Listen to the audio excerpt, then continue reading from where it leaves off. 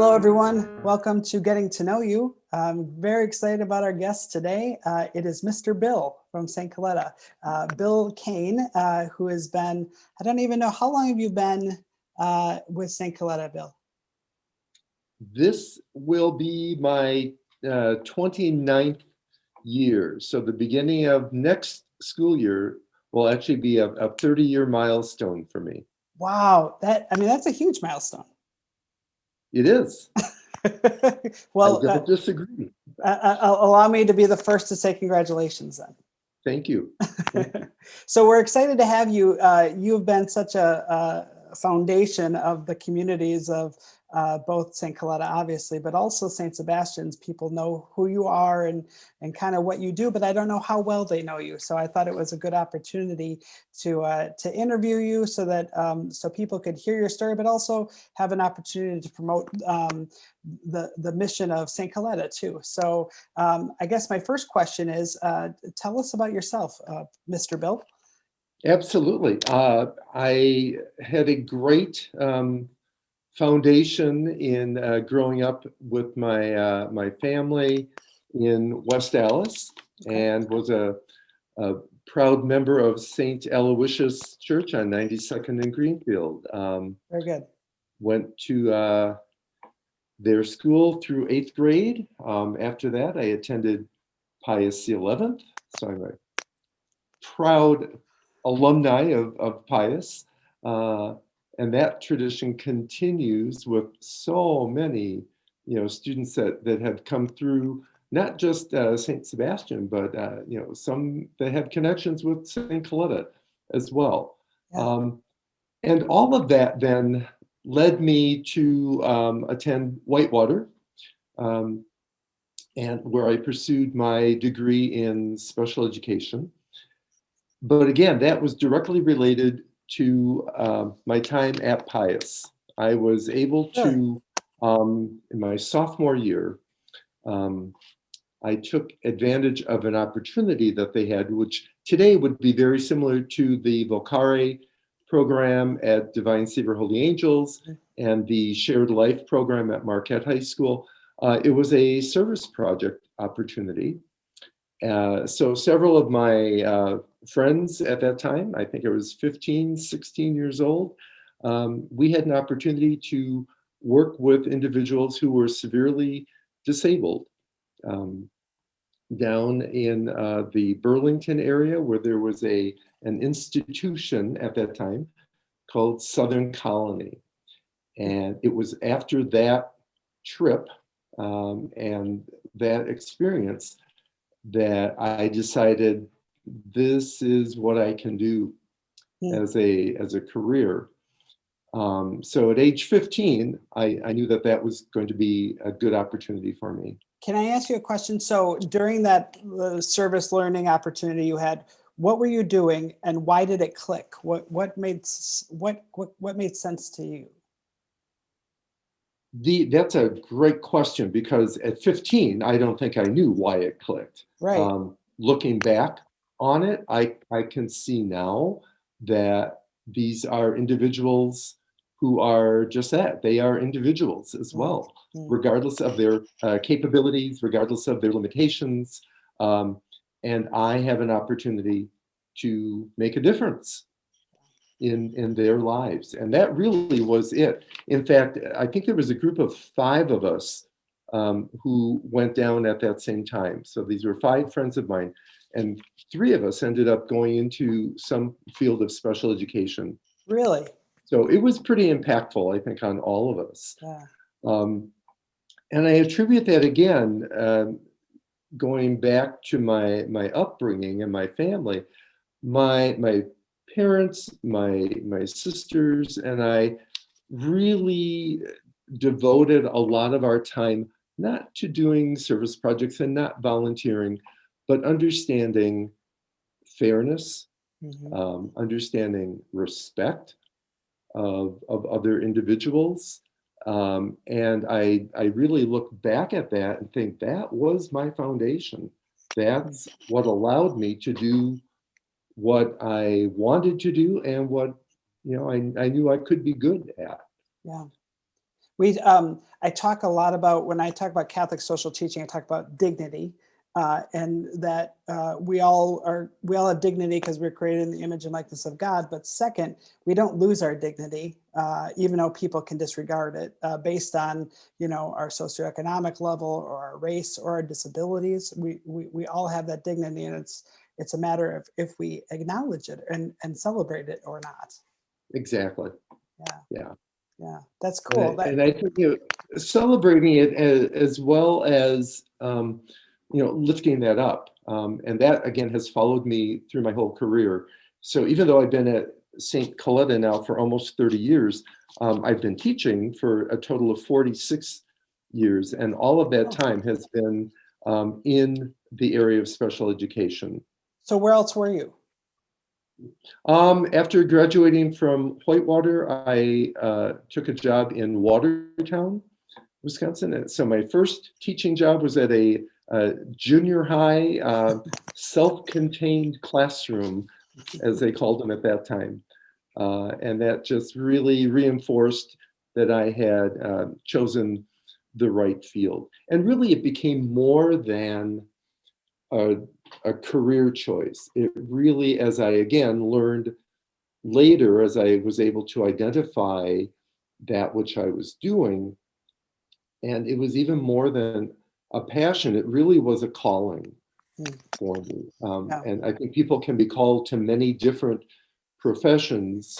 I think typically they would hear a statement like that and associate it maybe with work in the religious community as a calling, but this was definitely something that I was meant to do.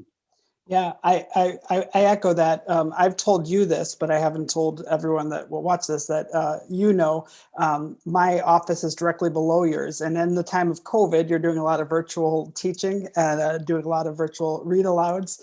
And I have loved, because of the bass in your voice, I have sat through many a story time, and I can just hear I can hear the joy in your voice. And I think that was one of the reasons I wanted to interview you. It's so clear that this is a calling to you. Like there's no question about that. And I think anybody that watches you, even, from afar, that's a no-brainer. That's very obvious. So speaking of calling, tell me a little bit about your faith, and then we'll get into St. Coletta's mission and kind of the nuts and bolts of that. But talk about that calling a little bit, kind of, what your purpose is. Sure. The simple answer to that is, again, I go back to the upbringing that I had while attending, first through 8th grade at St. Aloysius, and then on into Pius, and always that understanding of respecting other individuals. And that was taught not only in school, but it was really taught and demonstrated within my family. And I saw that certainly with the family structure that we had. At any given time, we had a grandparent living with us for a short amount of time. I think that happens a little bit these days, probably not as much as you would think. But in addition to having them live with us, that also taught me the continuation of respecting elders, respecting where you came from. And I then began to interpret that as respecting the upbringing, the family structure, all within the Roman Catholic religion. And again, at the time, I thought nothing of it. It's what we did. It was the way we were raised. And that, again, now looking back on that, has certainly allowed me to reflect on that. And I do reflect pretty often on why I do the things I do. And it does keep coming back to that faith, to that respect, which is, if you don't know by now, my favorite word. Dignity that you mentioned before. All of that comes together in how you present yourself. Third Go word ahead. too, and that word would be kindness. I think you really Absolutely. exude kindness. Yeah. Absolutely. And in fact, when we look at what we do with our students and our staff, we have modeled our part of our behavior program at St. Coletta's after the five covenant values that St. Sebastian is using. And kindness and respect are top of the list Yeah. there. Yeah. And I think too that makes a little bit of a segue into why our two schools work so well together, Yeah. and have for such a long time. I mentioned to you that our school was established in 1956. So we're talking 64 years, I think, Wow. if you do the math. I can't believe That we have had this partnership. I can't believe you've been there for with, 64 years. yeah, not me, not me. I'm joking. Hey, you see the gray hair. But actually, Um, talk about who started it. Yeah, Sister Verna Kaiser was my predecessor. And before her, and she was also there for 30 years. So there might be something with the job title and the experience and the responsibilities that after 30 years, you pass it on to someone else. I hope not. Yeah, but Sister Verna was there for 30 years. The sister before her, Sister Frances Borgia, actually came from the St. Coletta group in Jefferson, Wisconsin, which is Oh, yes. a completely separate entity than we are. Okay. We are not affiliated other than the name. So when she traveled to Milwaukee to begin the school, she just carried that name along with her, and was there for about 2 years, the first 2 years of the school, just to get it up and running. And the whole reason that that came about was there were people in the neighborhood, Charles and Edith Lockery, who lived over on Highmount Boulevard, had two daughters, both with special needs. They wanted a school where they could also not just have the academics and the care that their daughters needed, but they wanted that religious entity. They wanted that faith-based. Yeah, and it's like it goes all the way back to them. So they were very instrumental in helping Sister Frances Borgia start the school. They lived in the neighborhood, so it was a perfect match to go to their home parish and say, here's what we're trying to do. We're trying to start a school. We live in the neighborhood. We're part of this community. What if we can make it happen here? And quite literally, the rest is history. Yeah. We've been there ever since. It's an amazing example of like the impact a person or a couple can make. I mean, look at the legacy that has been lived out. That's pretty cool. So tell us a little bit about St. Coletta. Tell us about what it looks like today and what you and your staff do. Yeah. We have today, I'll start backwards. We now have a staff of 7. We have capacity for 30 students between the grades, really, and ages of age 9, maybe as low as 8, up through age 21. So we're looking at that 3rd grade through 12th grade, and then beyond in a transition program, so that we have that whole continuum of working with our students, educating them the best that we can, and preparing them to be contributing citizens in the community. And that's always been a goal of ours, a dream of ours. And we're finally, able to bring that to fruition, which is really exciting for me, to see that development, to see that happen.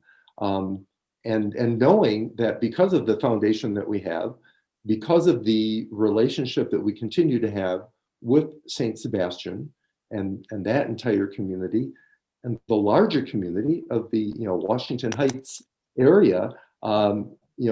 People know us. Yeah. They know that we're connected.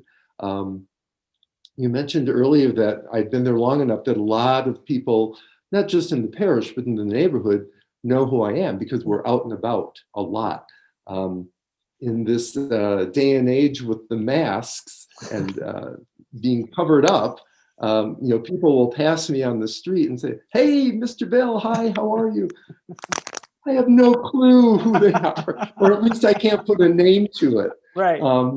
But understanding that they know me, I'm sure that I know them in some capacity. And it's one of the things that drew Lisa and I to the parish too, because it was so clear there's a beautiful relationship between St. Sebastian's and St. Coletta's.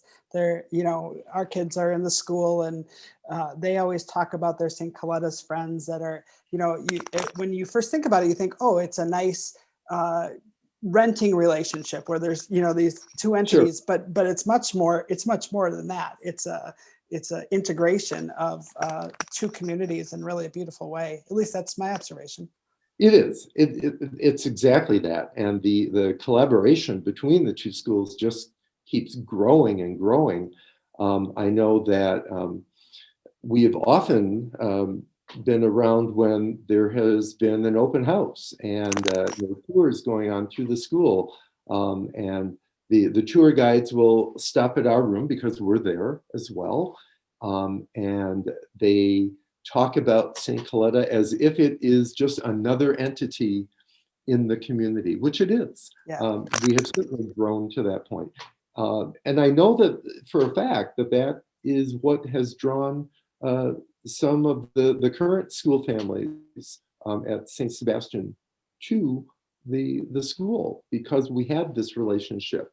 It's an experience that not many schools have. Right. Especially, parochial schools who don't have that element of working with students who learn differently. Yeah. In their midst, and again, teaching them how they can work together, how they can collaborate on anything and be part of that community in the truest sense of the word. Well, and again, the integration goes back to just like teaching all of the students, St. Coletta students and St. Sebastian students, about dignity and respect for one another. I mean, I think that's a great gift that St. Coletta gives St. Sebastian's. It gives a consistent reminder of those tenants. What did you call them? Not tenants. The covenant values. The covenant values. Yeah. Absolutely. It's a very beautiful thing. Very beautiful. Absolutely, it is. And you can practice it daily. On a daily basis. Yeah. And when those kinds of values are instilled, then again you take that out into the community. It's absolutely. Yeah. I did this at school with my friends there, and I was showing acts of kindness, and it's like I can do that elsewhere. And it becomes a natural thing. Absolutely, and those are the life lessons I want my children to embody. They can learn division at any school. This is what makes these communities unique. And I, as a current parent, very grateful for that relationship. You talked about. You said you have a capacity for 30. Are you guys? Do you have 30 students right now? We are at 28. It's been a little bit of a challenge for us because we are still 100% virtual with our students. And we have learned that in part of our intake process, if we want to be thorough with the students that we enroll, we want to make sure that they're going to be a very, very good fit. And part of that includes having that student come and visit and shadow for part of a day with our students, so we can see what they're like. Again, somebody can learn things through books. As you just said, they can learn division, they can learn to read. Absolutely, we can teach that. We want to see what's the interaction like. Mm. How is this person, going to fit in with the environment that we have? Are they going to be a good fit? Is the family going to be a good fit?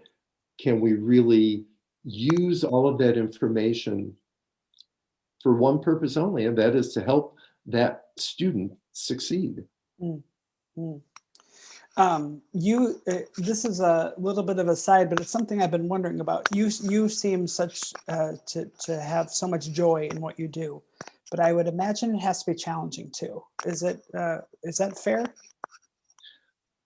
Yes. Yeah, that's definitely fair. And I think the key to that is that you don't do it alone.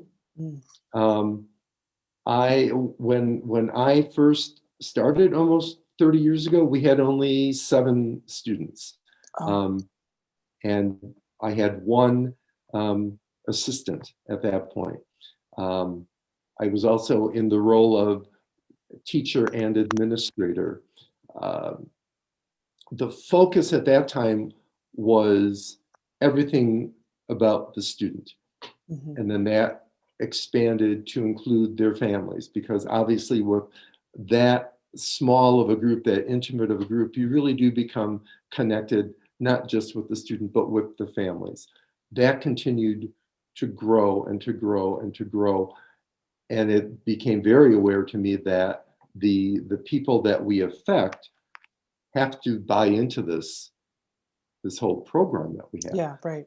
So you start looking for those people, and you look at the way that they are going to fit in. So much in the same way that we look at the students that we enroll, we want them to be a good fit. We look at the staff, and boy, you surround yourself with good people, and good things are going to happen. Yeah, that makes sense. Yeah. It seems like your staff is just fantastic. I mean, that's the word that comes to mind. They are, and I know that I don't tell them that frequently enough. So I hope they watch this on your channel, because they do, and I think part of that is we all get so involved and engrossed in what we're doing that we forget sometimes to say thank you often enough. Even though I'm conscious of that and I try to do it as frequently as I can, you can never say it enough times. Absolutely. Well, and you're all so mission focused. I mean, that's clear. And kind of when you got your nose down doing the good work, sometimes you forget that. But it's good. It's good to have a grateful spirit, and I'm sure that they know how much they are loved and appreciated. I think they do. Yeah. My last question for you is, as you think about the future, either when thinking about St. Coletta's, St. Coletta's and St. Sebastian's, or the greater world, what do you hope for? Well, certainly for the collaboration and the community to continue to grow. We have expanded our program, I think, as much as we would like to in our current situation. It was never an aspiration for myself or for any of my predecessors for this to become a huge school of 100 and some students with a staff of 40 and all these wonderful services. It was intentional that we kept it manageable, maybe is a good word. Personal too. Personal, manageable. And again, in the time that I've been there, I have seen that there are other programs similar to ours that may be larger schools who have more students, larger staff. But what makes our program work is the relationship that we have with St. Sebastian. Our program as a standalone program would just not work. We need to make sure that we have the connection with the the faculty and the students at St. Sebastian, we have to, yes, this is Willow, always checking out what's going on. And that's what I want to continue. And I have no doubt that it will. Our collaboration between our school and St. Sebastian is continually growing and becoming stronger all the time. If nothing else happens, but that continues, that's the kind of future that we're looking at. And critical to that has been the relationship between the leadership, you and Paul Hull, or you and Heather Grams. You've always had really good relationships, right? Absolutely, absolutely. Yeah, that's cool. That's good.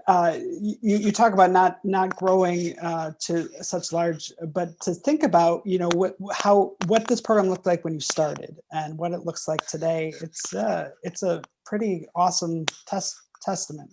Sure, and all very intentional. I knew that when I started, that it was going to be important for us to look at the future and say, boy, wouldn't it be great if we could have students come into our school at that elementary level and, you know, push that into the junior high and high school levels, which we have done, and then take it one step further and look at that age group between 18 and 21, because students with special needs are eligible for their education up until age 21. Oh, yeah. Wouldn't it be great if we could give our parents that satisfaction of having that whole gamut from, you know, beginning until adulthood, and then even beyond that? You know, we have students who have graduated from our program and have come back to volunteer, who still want to be connected, and we're thinking, all right, I guess if we would expand a little bit more, it would be in those service areas, you know, the vocational areas, and what does that look like? And I think, you know, that's something that we need to explore. Yeah. But just as you're reflecting on all of the families, I know, because I've talked to several of them, just, you know, how many families are so grateful for the good work you and the whole community of St. Coletta has done. So, you know, and in addition to that, I know that members of St. Sebastian's also feel equally as grateful because of the example that you are and that your school is, but also just the presence of the St. Coletta community in that larger community. So thank you for the great gift that you've brought. Oh, you're very welcome. My pleasure. Well, and I know you're also very busy, so thank you for giving us time, and continued blessings to you, and continued blessings to St. Coletta's, and can keep up the good work, please. Much longer than 30 years, please. I appreciate that, and I will pass those blessings on to the staff. Very good. Very good. Where? At St. Coletta Day School. There you go. You're repping. I like it. Okay. Well, thanks, Mr. Bill. All right. Thank you so much. Have a good day.